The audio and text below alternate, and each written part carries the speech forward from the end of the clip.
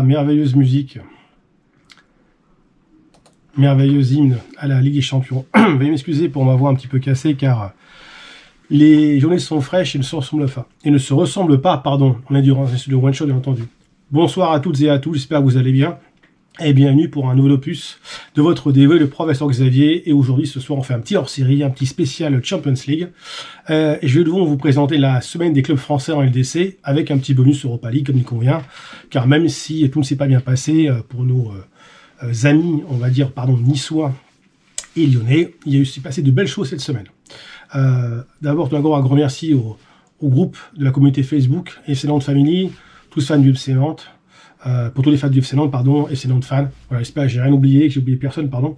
Excusez-moi, j'ai été un peu souffrant ces derniers jours. Je suis passé à travers les gouttes de l'Angile, entre guillemets. Voilà, bon, qu'est-ce qu'on peut dire sur cette semaine? On va essayer de faire assez court, parce que le temps joue contre nous. Je vais faire ça en fin de journée, mais vous savez, on peut pas tout faire en même temps. On a vu un superbe match, bien sûr, entre Monaco et l'Étoile Rouge de Belgrade en préambule. Donc, on voit la compo à l'instant même. On avait donc un 4-2-3-1 assez classique qui a été donc aligné par Rutter avec bien sûr le quatuor offensif Minamino en soutien à Kliouche, Ben Seguir et Mbolo en avant-centre. Et bien sûr derrière la ligne de 4 que l'on connaît pour certains, Kerer Singo, Anderson à droite, Henrique à gauche, Majekchi le gardien, et bien sûr le milieu axial composé de la paire, Zakaria et Camara. En face, une équipe en 4-3, pas de bêtises, excusez-moi, je crois que c'était un 5-3-2, c'est bien 5-3-2, pardon, avec des joueurs comme Maximovic, par exemple, Olinka ou Ndiaye et Ndiga. Donc une équipe qu'il fallait prendre au sérieux. Très succinctement, on a vu un match assez dense. Si je dis pas de bêtises, effectivement, on a eu une ouverture de score rapidement par Minamino. Après, vous allez voir, effectivement, au niveau des buts, pour ceux qui ont vu le résumé, il y a une égalisation par Ndiaye sur penalty, qui était tout à fait logique. Les Monégasques ont dit le carton rouge, puis après ils ont déroulé. Mbolo a permis à Monaco de reprendre l'avantage juste avant la mi-temps, et puis après Singo a également permis de faire le break avant l'heure de jeu, et après Minamino et cette fois-ci à Kliouche ont parachevé ce beau succès des Monégasques qui sont bien, très bien. Ils sont à 7 points sur 9. Ils sont dans le bon wagon de tête pour se qualifier directement et éviter les playoffs. Voilà ce qu'on pouvait dire sur l'Étoile Rouge de Belgrade, le match de l'AS Monaco, pardon.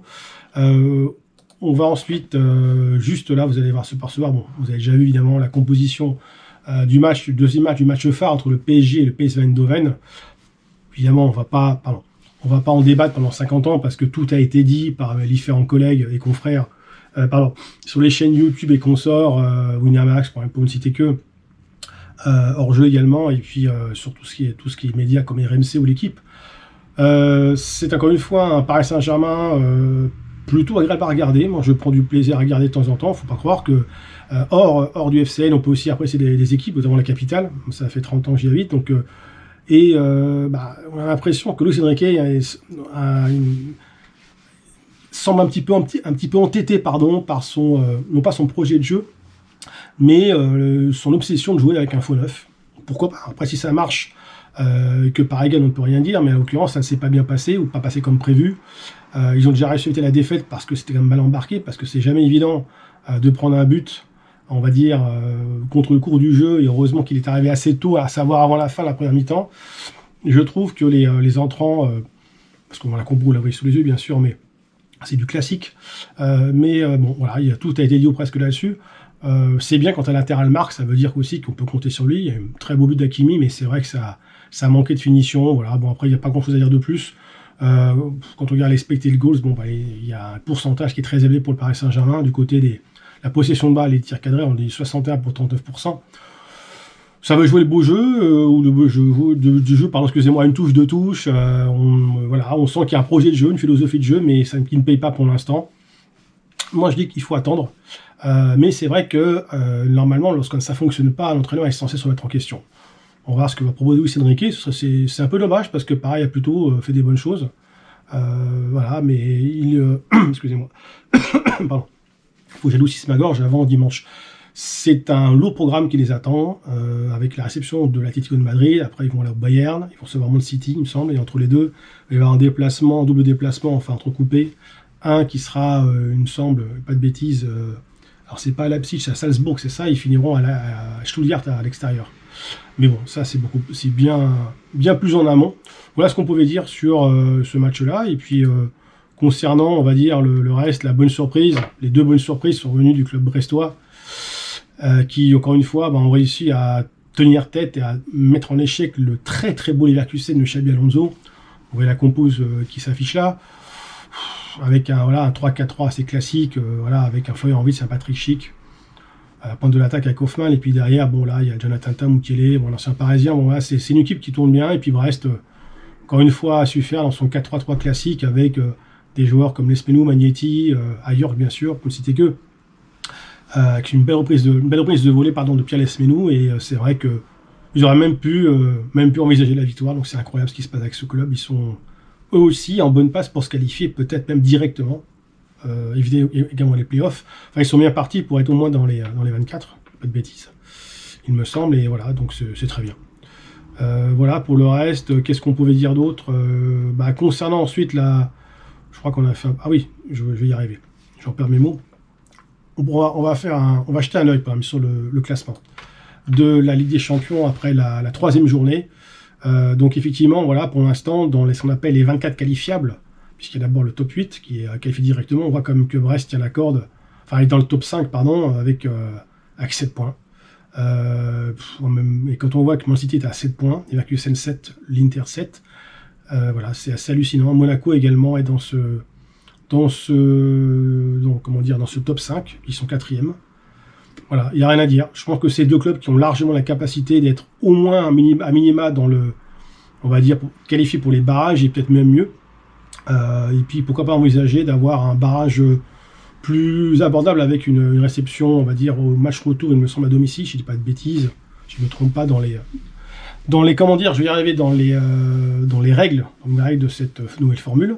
Et puis Lille, ah oui, voilà, c'est ça que j'avais oublié. Je vais un peu trop vite. On a oublié, c'est Charleroi. Autant pour moi, on va faire un petit rewind. C'est quand moi j'ai oublié Lille, qui a fait un match somptueux, mais vraiment extraordinaire, face à l'Atlético de Madrid. Bruno Genesio vraiment a montré une fois de plus qu'il était d'un fin tacticien. Donc vous pouvez voir la compo qui s'affiche sous les yeux. Je suis allé un peu trop vite.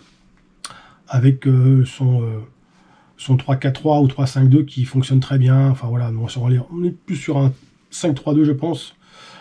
Mais c'est vrai que, ou un 5-2-3, peu importe. Enfin là, on joue bien 3 centraux, les deux pistons, les demi de terrain. Donc c'est quand même plutôt un 5-2-3. En tout cas, peu importe, c'est un système qui est très modulable, avec une ligne de 3, les 3 centraux qui fonctionnent bien. Lucas Chavet dans les buts qui a fait encore des miracles. Les touches pour du mail. Excusez-moi.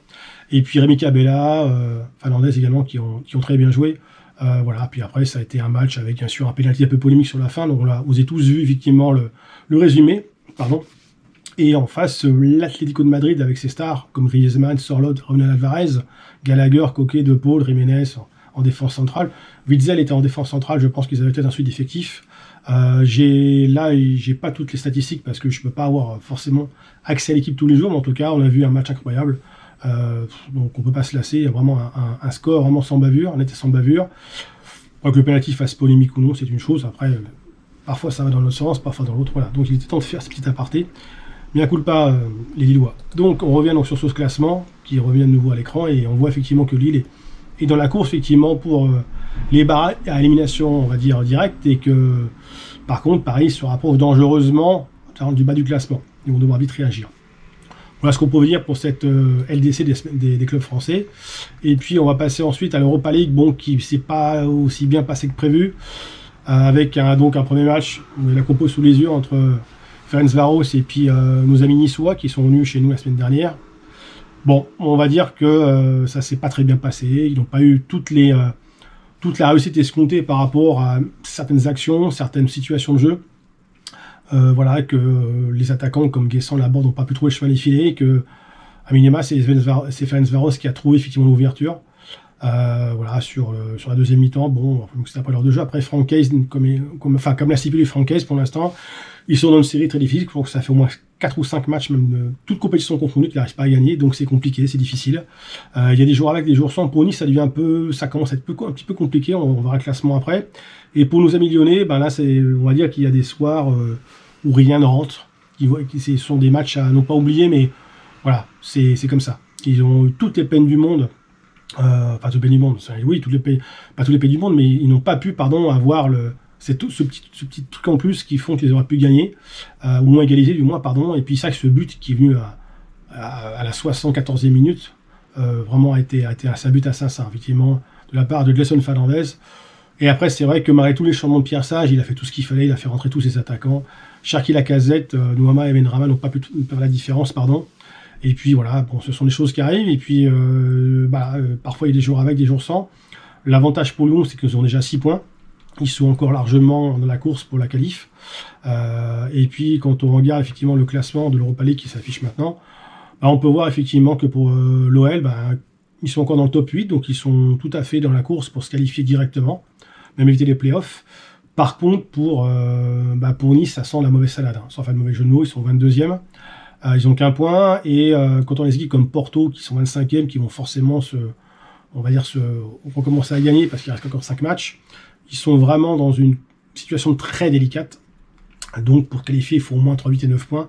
Donc il leur faut au moins encore 2 victoires et un match nul. Voilà, donc je ne dis pas encore le calendrier, mais parce qu'on va arriver bientôt à la fin de cette vidéo, parce que le temps presse, parce qu'il y a encore du lourd qui reste au kiné avec le match de Nantes, il y a plein de choses à préparer. Et donc effectivement, il va falloir donc que les Niçois se réveillent, car ils vont avoir, je pense, de grandes difficultés s'ils ne commencent pas à gagner certains matchs et à engranger les points. Voilà, donc le temps presse bien sûr, car demain, un lourd programme nous attend, avec le déplacement à Strasbourg, et bien sûr une nouvelle vidéo, je pense, dans le même format.